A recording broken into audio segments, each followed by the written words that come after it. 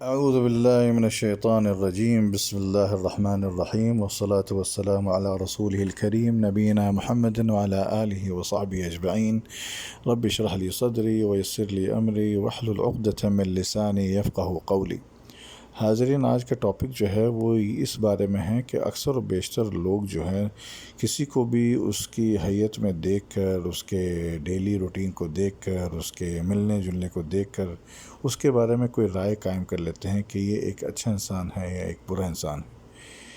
لیکن در حقیقت یہ بات ہے کہ اصل حقیقت جاننے والا اس بندے کے بارے میں اور اس کے لیے پیار محبت رکھنے والا جو رب کائنات اللہ تعالیٰ سب سے بہتر جان رہا ہوتا ہے. ہم کسی بھی انسان کو یہ حق نہیں ہے کہ کسی کی ظاہری ڈیل ڈول یا اس کے دیکھنے کی وجہ سے ایک نارمل رائے قائم کر لے، دینی طور پر یا غیر دینی طور پر بدگمانی کرے یا اس کے بارے میں برا سوچے، کیونکہ ہمیں نہیں معلوم ہوتا ہے کہ کوئی انسان اللہ کے نزدیک کتنا بہتر اور اچھا ہے.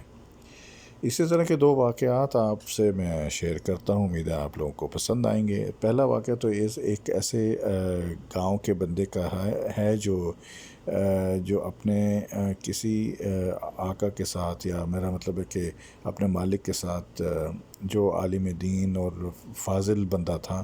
میں یہاں بہت سارے نام اور شہر اور نیشنلٹیز کو سکپ کر رہا ہوں تاکہ کسی کی اور کسی نیشنلٹی کی دل آزاری نہ ہو. تو وہ بندہ اللہ سے بہت پیار کرتا تھا اور بالکل سادہ بندہ تھا بالکل. اور جب اس نے دین کی باتیں سنی تو انہوں نے اندھا دھن جو ہے وہ ایمان لے آئے. اور عالم فاضل جو شخص تھا انہوں نے اس کو مثلا حضور صلی اللہ علیہ وسلم کے بارے میں اور کعبہ کے بارے میں، حج کے بارے میں بتایا. تو اس کا یہ کہنا تھا کہ رونے لگے وہ بندہ کہ بھئی میں تو اتنی ہمت نہیں رکھتا ہوں، میں کہاں حج پر جا سکتا ہوں. تو اس نے کہا یار ایسی بھی کیا بات ہے، میں تمہیں ساتھ لے کر جاؤں گا. تو مختصر یہ کہ وہ بندہ جو بالکل ایک سادہ لوح بندہ، دل میں بالکل اس کے کوئی کسی کے خلاف اچھائی برائی کوئی نہیں، تو اس کو اس عالم فاضل بندے نے ساتھ میں حج پر لے آیا. حج پر لانے کے بعد جب حج کمپلیٹ ہو گیا اور حجۃ الوداع یعنی جو طواف الوداع ہے اس کے موقع پر جب واپس آ رہے ہوتے ہیں تو اس وقت وہ بندہ کعبے کے ساتھ لگا ہوا، اللہ تعالیٰ نے اس گاؤں کے بندے کو، جو سادہ بندہ تھا، جو بالکل علم نہیں رکھتا تھا، اس کو اللہ تعالیٰ نے اپنے جوار رحمت میں بلا لیا اور وہ بندہ وفات پا گیا. اب یہ بندہ جو عالم فاضل تھا، جو سمجھدار تھا، جو علم رکھتا تھا، یہ آسمان کی طرف دیکھتے ہوئے بولتا ہے یا اللہ تو پھر یعنی میں بھی تو تھا نا. تو دیکھیں کبھی کبھی اللہ تعالیٰ سبحانہ و تعالیٰ اپنے بندوں کو کس طریقے سے، اپنے پیاروں کو، اپنے دل کے صاف لوگوں کو اپنے پاس بلا لیتا ہے، اور اس کو پتہ ہوتا ہے کہ فلاں بندے کی جو کندن ہے وہ کیسی ہے. اللہ تعالیٰ ہمیں ایسی ہی بابرکت اور باشرف موت سے نوازیں اور دنیا اور آخرت میں عزت اور وقار کی موت دے. اسی طرح کا ایک اور واقعہ تھا جس میں ایک بندے کو خواب آیا کہ اس کو کہ فلاں بندے کو فون کرو اور اس کو حرم میں لے کر جاؤ اور عمرہ کراؤ.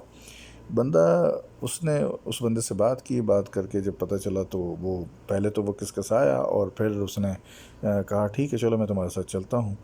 جب وہ وہاں پہنچے، عمرہ کر لیا، واپسی میں جب آنے لگے تو دو بندے جو تھے جس نے بلایا تھا اور جس کو بلایا گیا تھا اس نے 2 نفل کہا میں پڑھ لوں پھر ہم چلتے ہیں. اس نے 2 نفل پڑھے اور سجدے میں اس کی ڈیتھ ہو گئی. اب یہ بندہ ہکا بکا رہے گا کہ یار اس بندے کو یہاں عمرے تک لانے کے لیے مجھے اللہ تعالیٰ نے استعمال کیا اور میں اس کو عمرے کے لیے لے کر رہا ہوں، اس بندے کے پیچھے کیا ایسا راز ہے جو میں نہیں جانتا ہوں. اور اس کے رشتہ داروں سے جا کر اس نے پوچھا تو انہوں نے بتایا کہ یہ بندہ تو خاص نہیں ہے، لیکن آپ فلاں ایک بیوہ ہے اس سے جا کر پوچھیں. جب اس بیوہ کے پاس گئے اور اس سے پوچھا تو اس نے کہا کہ ہاں یہ بندہ میری بہت خدمت کرتا تھا اور میں اکثر اس کو یہ بولتی تھی کہ جاؤ اللہ تعالیٰ تمہاری آخرت سنوارے، روح اللہ یصلح آخرتک، یعنی کہ جاؤ اللہ تعالیٰ تمہاری آخرت سنوارے، اللہ تعالیٰ تمہارا اینڈ اچھا کرے.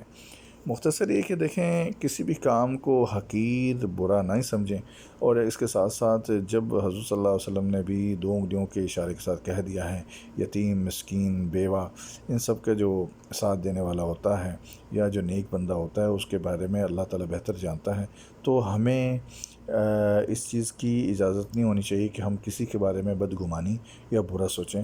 ہمیں اللہ تعالیٰ اس چیز کی توفیق دے، اللہ تعالیٰ ہم پر اپنی رحمت کرے اور ہمیں اس چیز پر باور کرائے کہ ہم کبھی کسی کے بارے میں غلط سوچ نہیں رکھیں۔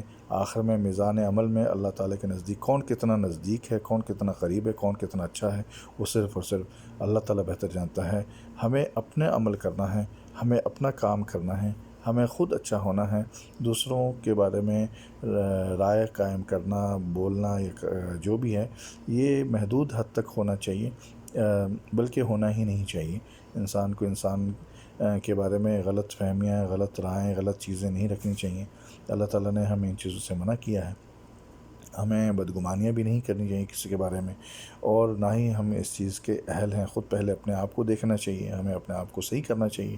جہاں بھی ایسے معاملات آتے ہیں ہمیں دین اور شرع کے مطابق دیکھنا چاہیے۔